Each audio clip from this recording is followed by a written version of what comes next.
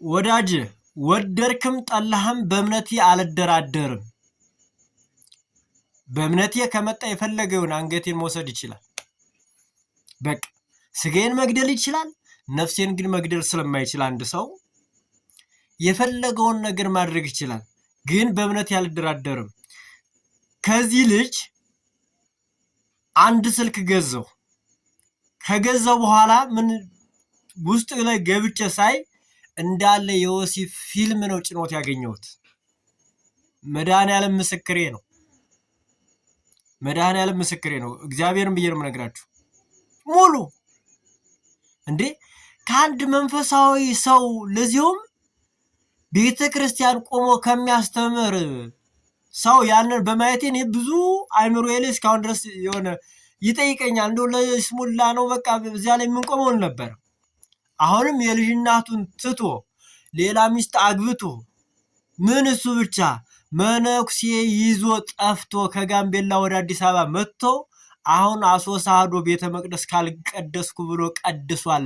መረጃ በመረጃ አንብብ።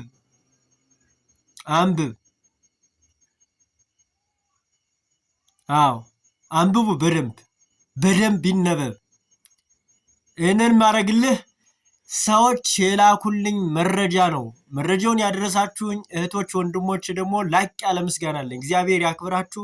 ከዚህ የበለጠ ቪዲዮ ላኩልኝ። ነገራችን ላይ ቪዲዮ ላኩልኝ። እንዳታስቀድሱት፣ መቀደስ አይችልም። ልጁ እንዳታስቀድሱ ታግዱት። ግን ሌላም ቢሆን መነኩሴም ይሁን ጳጳስም ይሁን መረጃ ካላችሁ በመረጃ ላኩልኝ። እኔ ፖስተዋለሁ። በቃ ይሄ ቤት ሐሰት አይነገርበትም፣ እውነት ነው የሚነገርበት። የእውነት አምላክ ይረዳናል።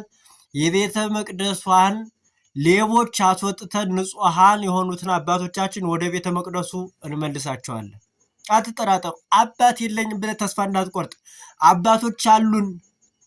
እና አቡነ እንድርያስን የመሰለ እና አቡነ ሉቃስን የመሰለ እና አቡነ ጴጥሮስን የመሰለ እና አቡነ ኤርሚያስን የመሰለ እና አቡነ ኢሳቅን የመሰለ ሌሎችም አሉ። እና አቡነ ሰላማን የመሰለ ደጋግ አባቶቻችን አሉን። እነሱ ስራቸውን ይሰራሉ። ሌቦችን ግን አባረን እናስወጣቸዋለን።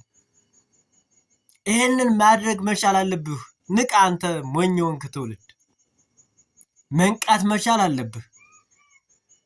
ነቅተህ ቤተ መቅደሱ ይንጻ። ንጹህ ሲሆን እግዚአብሔር ሰላም ያደርገዋል። ሀገሯን ምሕረት፣ በረከት፣ ረድኤት ይትረፈረፋል። በሀገሯን መተዛዘን ይመጣል።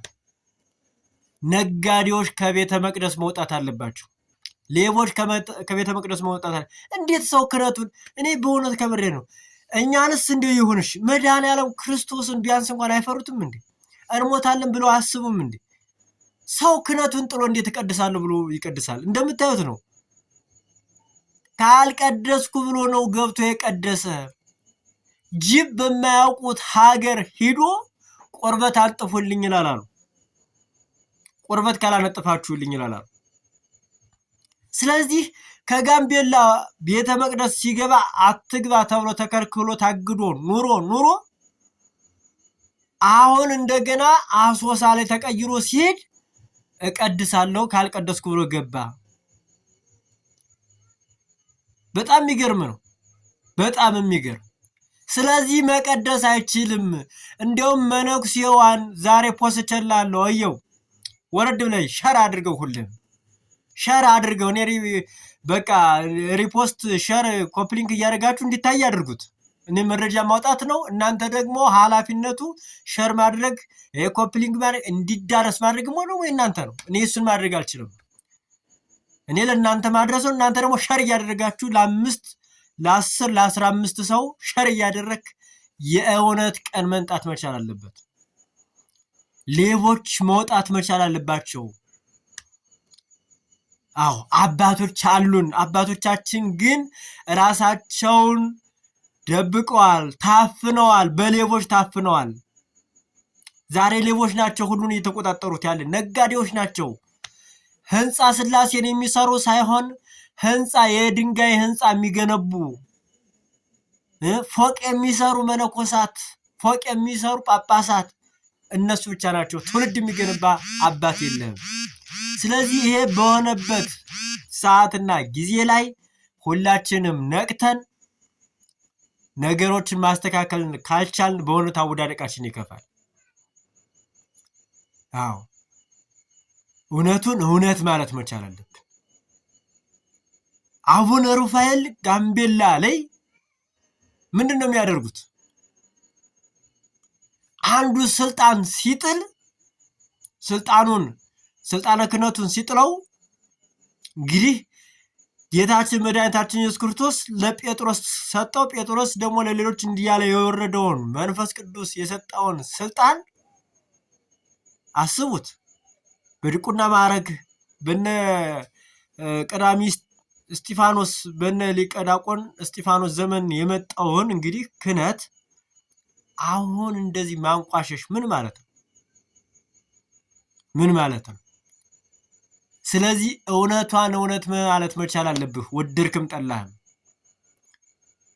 ይሄንን ካላልክ ደግሞ እግዚአብሔር በሚቀጣው ይቀጣሃል ሁልህን። ወይፈዴው ለኩሉ በከመ ምግባሩ፣ ለሁሉም እንደየስራው ይከፍለው ዘንድ ስልጣኑ ኃይሉ የእግዚአብሔር ነው። ስለዚህ ይህንን ደግሞ ማድረግ መቻል አለብን። ለሌቦች አሳልፈን ቤተክርስቲያንን አንስጣት።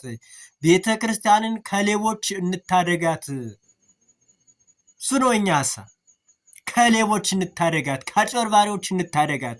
ከበዋታል፣ ወረዋታል፣ ሊበሏት ሊቦጫጨቋት ነው። እንዴት ነው? በቃ ይሄ ነው፣ ሊቦጫጨቋት ነው። እኛም በቃ ነገሮች እኔ አንዳንድ ጊዜ አለመማር ጥሩ ነው እላለሁ፣ ግን መማር ደግሞ ደግ ነው፣ ጥሩ ነው፣ ማወቅም ጥሩ ነው። አንዳንድ ጊዜ ደግሞ እውነት ስትናገር እንደ ሐሰተኛ ስትቆጠር አለመማር ይሻላል ወይም አለማወቅ ይሻላል የምትልበት ሰዓት አለ። አሁን ግን ጠያቂ ትውልድ መጥቷል። እኛ ደግሞ እውነቱን እናጓጣለን፣ እናወጣዋለን፣ እንዘረግፈዋለን። ስለዚህ ለወደፊት ቤተክርስቲያን ንጽህናዋን ቅድስናዋን እናስመልሰዋለን። ምንም ጥርጥር የለው፣ አትጠራጠሩ። ምንም ጥርጥር የለውም። ይሄን ጨፋሪ እዩት፣ እንደዚህ የሚጨፍረውን ከሙዚቃ ከፍቶ እንደዚህ የሚዘለውን የሚያብደውን በቃ ቤተ መቅደስ መውጣት መቻል አለበት። የትኛው ነው? የትኛው ካህን ነው እንደዚህ ሲያደርግ የታየው? የትኛው ካህን? ማበዴ ነው እያልክ የምታብድ ትውልድ መስተካከል መቻል አለብህ።